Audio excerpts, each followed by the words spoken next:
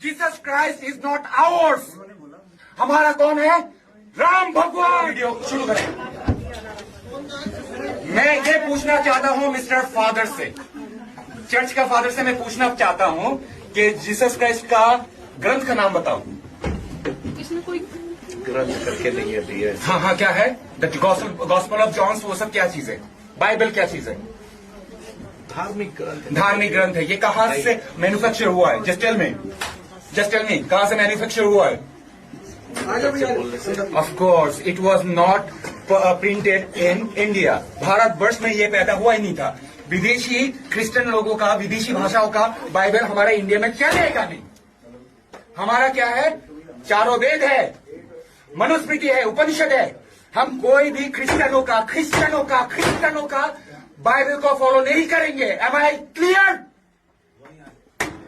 बोलो।